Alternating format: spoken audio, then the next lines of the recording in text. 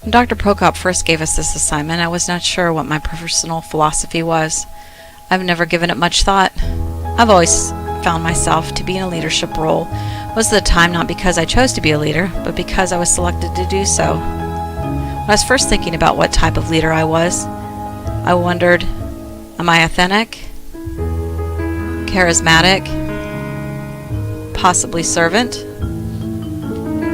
transformational, or maybe even transactional? There's so many to choose from. To begin, I first had to figure out what a leadership philosophy really was. A leadership philosophy is the way we see ourselves as leaders. This philosophy guides our actions, our behaviors, and our thoughts. Our philosophies are influenced by internal and external forces. My personal philosophy of leadership is servant leadership. Why do I have it? I'll get to that in a moment. I wanted to identify the philosophies that I have modeled after. While servant leadership is a timeless concept, the phrase servant leadership was coined by Robert K. Greenleaf in The Servant as Leader, an essay that he first published in 1970. In that essay, Greenleaf said, "The servant leader is servant first. It begins with a natural feeling that one wants to serve first. Then conscious choice brings one to aspire to lead. That person is sharply different from one who is leader first, perhaps because of the need to assuage an unusual power drive or to acquire material possessions. The leader first and the servant first are two extreme types. Between them, there are shadings and blends that are different parts of the infinite variety of human nature. What does this all mean?" Greenleaf proposed that service to followers is the primary responsibility of leaders in the essence of ethical leadership. Sounds confusing, right? A servant leader must attend to the needs of followers and help them become healthier, wiser, and more willing to accept their responsibilities. Servant leaders must listen to followers, learn their needs and aspirations, and be willing to share their pain and frustration. The servant leader must empower followers instead of using power to dominate them. Servant leadership in the workplace is about helping others to accomplish shared objectives by facilitating individual development, empowerment, and collective work that is consistent with the health and long-term welfare of followers. A servant leader must stand for what is good and right, even when it is not in the financial interest of the organization. According to Larry Spears, servant leadership is not a quick fix, but a long-term transformation approach to life and work, in essence a way of being that has the potential to create positive change throughout our society.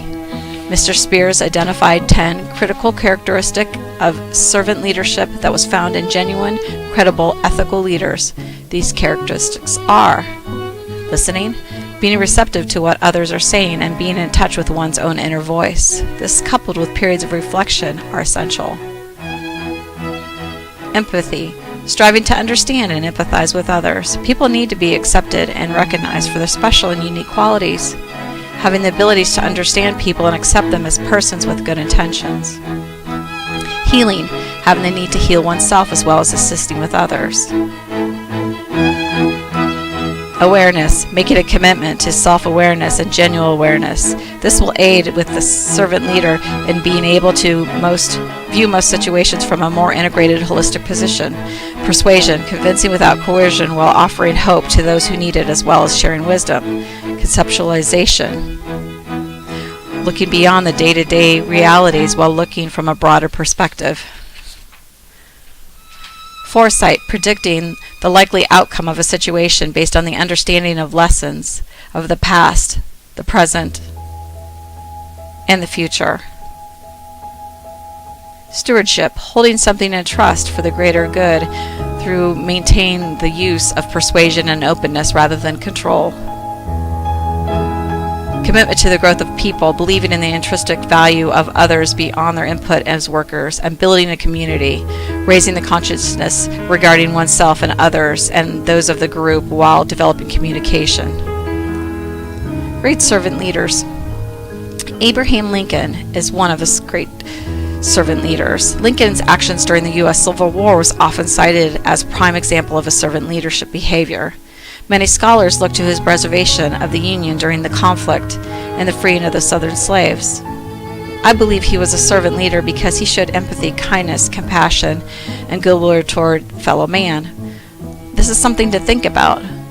It would have been much easier for Lincoln to have let the Union dissolve and to let slavery remain intact rather than taking the easy road.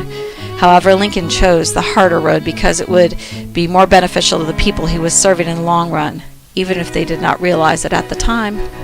Jesus Christ. Servant leadership is best defined by Jesus himself. Whoever wants to become great among you must be your servant, and whoever wants to be first must be your slave. Just as the Son of Man did not come to be served, but to serve, and to give his life as a ransom for many. Matthew 20:26-28. The first time I read about servant leadership in action was in John 13:1-20. It is the story of Jesus washing his disciples' feet. Feet are dirty things, especially when they are sandal-clad and have walked through the dusty streets of Jerusalem. It was a low servant's job to wash the feet of house guests. In the house where Jesus and his disciples ate the Passover meal, there was no servant to wash feet. So Jesus did it. He took off his outer robe, a humbling thing, bent down, scrubbed the grime from the feet of those he came to save. God washed the feet of man. Simon Peter recognizes Jesus' humbled position and at first declined to have his feet washed. This was out of the norm. Leaders were not supposed to serve their followers, but Jesus did. In doing so, he set an example for all believers. We are to serve as he did, love as he did. John 13:34-35. My parents. Servant leadership is basically everything a good, loving parent should seek to be to their children. As parents, they are obviously leaders in every form of the word.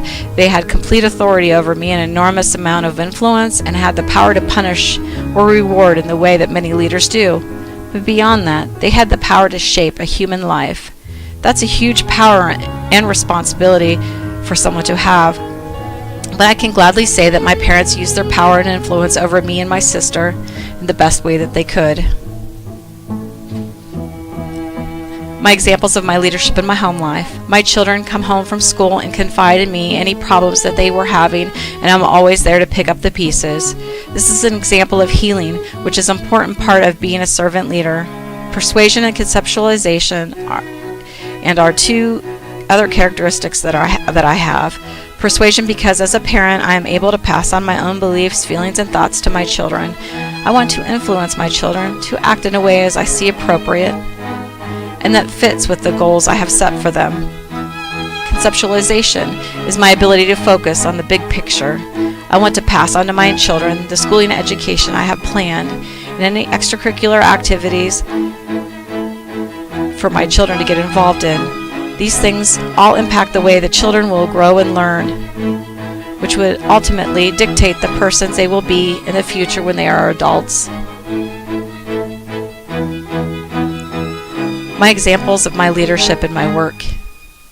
One characteristic in particular that I show on a daily basis is that I'm committed to the growth of people. The servant leader is deeply committed to the growth of each and every individual within his or her institution. The servant leader recognizes the tremendous responsibility to do everything within his power to nurture the personal, professional, and spiritual growth of employees. I always take a personal interest in the ideas and suggestions that are given to me.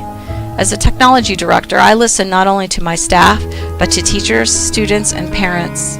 I always ask, what do you think, or what is your opinion? I take in all their information and then reflect on it. I value their opinion and make sure that they know that I do. Also, I lead as being a servant also. For example, when we have deliveries or large computer moves, I help move the boxes and unload the equipment. It shows that I'm not all about control and power. Why do I believe servant leadership is such a great philosophy? It is because it offers an ethical, practical, and meaningful way to create a more just, caring, substantial world. I have a desire to identify and meet the needs of others rather than just trying to acquire power, wealth, and fame. Thank you, and good night.